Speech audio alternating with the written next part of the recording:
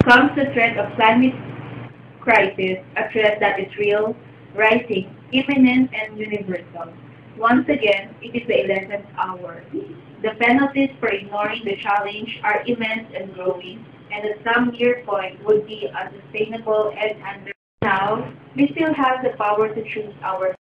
Now, we still have the power to choose our fate, and the remaining question is only this: have we the will to act vigorously and in time, or we will remain imprisoned by the dangerous illusion? Mahatma Gandhi awakened the largest democracy on the earth and forged a shared resolve with what he called Satyagraha, or truth force. In Netherlands, the truth, once known, has the power to set us free. Truth also has the power to unite us and bridge the distance between me and we, creating the basis for common effort and shared responsibility. There is an African proverb that says, if you want to go quickly, go alone. If you want to go far, go together. We need to go far quickly. Rather than the conceit that individual isolated, private actions are the answer. They can do and do help, but they will not take us far enough without collective action.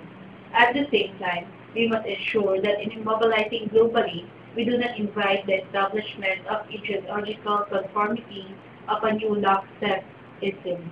That means adopting principles, values, laws, and treaties that reduce creativity and initiative at the level of society in multiple responses originating concurrently and spontaneously. In the last year of that war, you gave the Peace Prize to a man from the hometown of 2,000 people.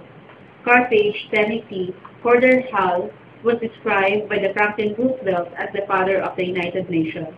He was an inspiration and hero to my own father, who followed Hull in the Congress and the U.S. Senate, and his commitment to the world peace and global cooperation. My parents spoke often of Hull, always in tones of reverence and admiration. 8 weeks ago, when you announced this prize, the deepest emotion I felt was when I saw the headline in my hometown paper that simply noted I had won the same prize that Gordon Hull had won. In that moment, I knew what my father and mother would have felt were they alive.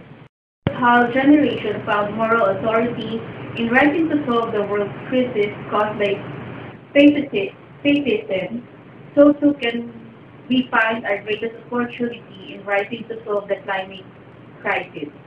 In the country characters used in both Chinese and Japanese crisis is written with two symbols, the meaning, danger, and the second, opportunity. By facing and removing the danger of the climate crisis, we have the opportunity to gain the moral authority and vision to vastly increase our own capacity to solve our crises that have been too long ignored. We must understand the connections between the climate crisis and the affliction of poverty, hunger, HIV/AIDS, and other pandemics.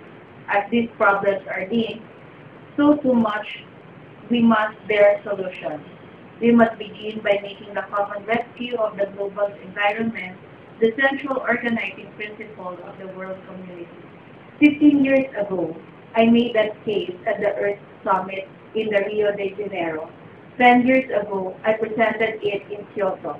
This week, I will urge the delegates in Bali to adopt a bold mandate for a treaty that establishes a universal global cap on emission and uses the market and emissions trading to efficiently allocate resources to the most effective opportunities for speedy reduction.